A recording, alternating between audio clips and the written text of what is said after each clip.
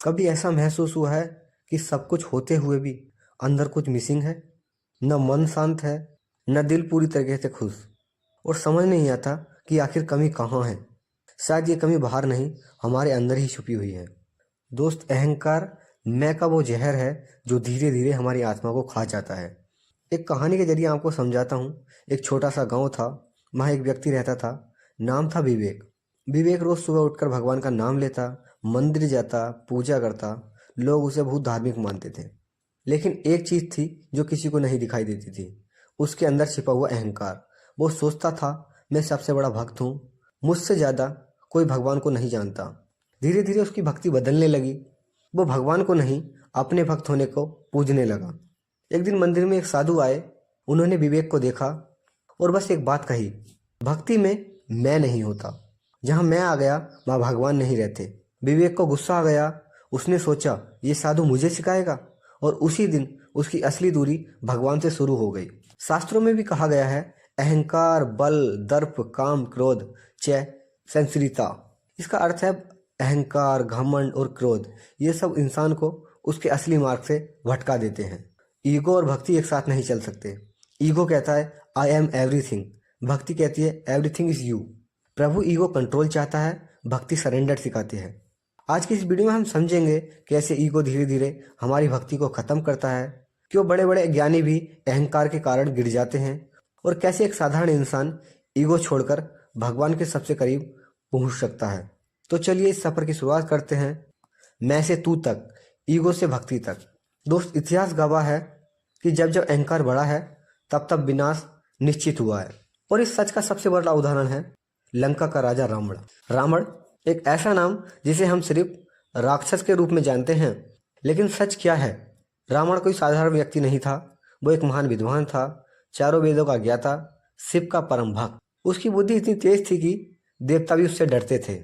कहा जाता है, विद्या दाती विनय, ज्ञान इंसान को विनम्र बनाता है। लेकिन रावण के साथ कुछ और ही हुआ था। ज्ञान बढ़ा, शक्ति बढ़ी, लेकिन उसके साथ साथ अहंकार भी बढ़ गया। वो सोचने लगा, मेरे जैसा कोई नहीं, मैं अजय हूँ, मैं ही सर्वश्रेष्ठ हूँ। और यहीं से शुरू हुआ उसके पतन का सफर। एक दिन उसका अहंकार इतना बढ़ गया कि उसने माता सीता का हरण कर लिया। वो ये भूल गया था कि वो किससे टकरा रहा है। वो टकरा रहा था धर्म से, मर्यादा से और स्वयं भगवान से। लोगों ने समझाया, भाई विभीषण ने भी चेतावनी दी, लेकिन अहंकार सुनता नहीं है। वो सिर्फ खुद की आवाज़ सुनता है। और फिर वही हुआ जो हमेशा होता है, विनाश काले विपरीत बुद्धि। जब विनाश का समय आता है तो इंसान की बुद्धि भी उसके खिलाफ हो जाती है। लंका सोने की नगरी थी, आज आग में जल रही थी।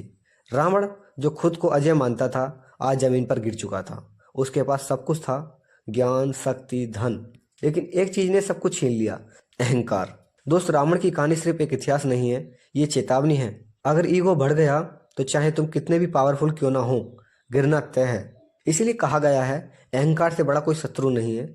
और शायद इसीलिए भगवान हमें शक्ति देने से पहले विनम्रता सिखाते हैं।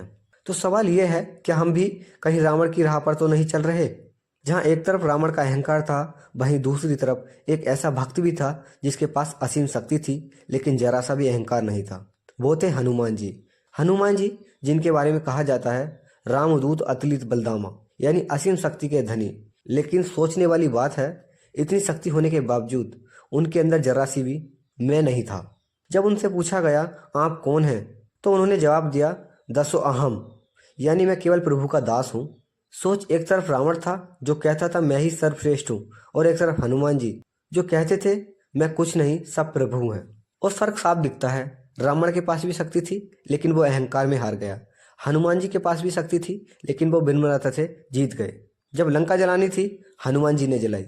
जब पर्वत उठाना था, हनुमान जी ने उठाया। जब असंभव को संभव करना था, हनुमान जी ने किया। लेकिन कभी उन्होंने ये नहीं कहा मैंने किया। उन्होंने हमेशा कहा, सब प्रभु श्री राम की कृपा है। यही असली भक्ति, जहाँ काम तुम करते हो लेकिन श्रेय भगवान को देते हो। This is a real power. When you drop the ego you become unstoppable. दोस्त, ईगो तुम्हें कमजोर बनाता है, लेकिन भक्ति तुम्हें अजय बना देती है। हनुमान जी हमें सिखाते हैं, शक्ति चाहिए, ईगो छोड़ो। भगवान के करीब जाना है, ईगो छोड़ो। जिंदगी में सच्ची जीत चाहिए तो ईगो छोड़ो, क्योंकि जहाँ अहंकार खत्म होता है वहीं से भगवान की कृपा शुरू हो जाती है। दोस्त, हमने रावण की कहानी भी सुन ली, हनुमान जी की भक्ति भी समझ ली, लेकिन असली सवाल ये है, आज हम कहाँ खड़े हैं? आज का इंसान न तो पूरी तरीके से रावण है और न ही हनुमान। लेकिन एक चीज जो हम सबके अंदर धीरे धीरे बढ़ रही है वह है ईगो। पहले अहंकार ताकत और ज्ञान से आता था, अब अहंकार फॉलोवर्स से, लाइक से, स्टेटस से और फेक एटीट्यूड से आता है। आज हम भगवान से नहीं, कंपैरिजन से जुड़ गए हैं। किसके पास ज़्यादा है, कौन ज़्यादा दिखा रहा है, और सबसे खतरनाक बात, हमें पता भी नहीं कि हम ईगो में जी रहे हैं। हम कहते हैं मैं सही हूँ, मुझे कोई सिखा नहीं सकता, मुझे सब पता है, और यहीं से हमारी ग्रोथ रुक जाती है। दोस्त, ईगो कभी चिल्लाकर नहीं आता, वह क्यूटली आता है और तुम्हारी सोच को कंट्रोल कर लेता है। It's like a silent virus जो तुम्हें बाहर से स्ट्रॉन्ग दिखाता है।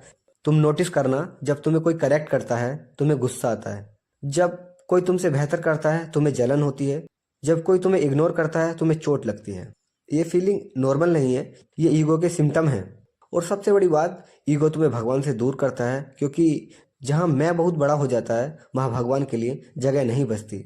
आज का इंसान मंदिर भी जाता है, भक्ति भी करता है, लेकिन अंदर कहीं ना कहीं वो खुद को ही सबसे बड़ा मानता है।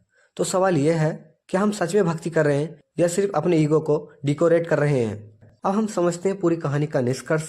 रावण ने हमें सिखाया ईगो तुम्हें गिरा सकता है, हनुमान जी ने हमें सिखाया भक्ति तुम्हें उठा सकती है, और आज की दुनिया ने हमें सिखाया ईगो चुपचाप हमारी जिंदगी में घुस सकता है। लेकिन क्या इससे बाहर निकलने का कोई रास्ता है? हाँ है, और वो रास्ता बहुत कठिन भी नहीं है। बस एक छोटा सा बदलाव, मैं से तू तक। जब तुम कहना छोड़ देते हो मैंने किया, मेरी वजह से हुआ, और ये कहना शुरू कर देते हो सब प्रभु की कृपा है, तभी असली शांति मिलती है, तभी अंदर का बोझ हल्का हो जाता है। दोस्त, शास्त्रों में भी कहा गया है, नहा करता हरि करता। इसका अर्थ है मैं कुछ नहीं करता, सब कुछ भगवान ही करते हैं। When you let go of ego you do not become weak, you become free. दोस्त, ईगो तुम्हें प्रूव करने में लगा देता है, लेकिन भक्ति तुम्हें एक्सेप्ट करना सिखाती है। सोचो, अगर आज से, अभी से तुम अपने अंदर से मैं थोड़ा थोड़ा कम कर दो तो क्या होगा? तुम्हारे रिश्ते सुधर जाएंगे, तुम्हारा मन शांत हो जाएगा, और सबसे बड़ी बात, तुम भगवान के करीब आ जाओगे। क्योंकि भगवान को ज्ञान नहीं चाहिए, भगवान को शक्ति नहीं चाहिए, भगवान को चाहिए एक विनम्र दिल। तो आज एक छोटा सा संकल्प लो, धीरे से, मैं नहीं तू। अगर ये वीडियो तुम्हारे अंदर तक छू गया हो तो सिर्फ देखो मत, महसूस करो और अपनी ज़िंदगी में उतारो। और अगर तुम चाहते हो एक ऐसी ही सच्चाई से भरी, दिल को छू जाने वाली भक्ति और जीवन की बातें, तो इस चैनल को सब्सक्राइब करो, क्योंकि यहाँ हम सिर्फ वीडियो नहीं बनाते, दिल तक पूछने का रास्ता बनाते हैं। हरे कृष्णा दोस्त।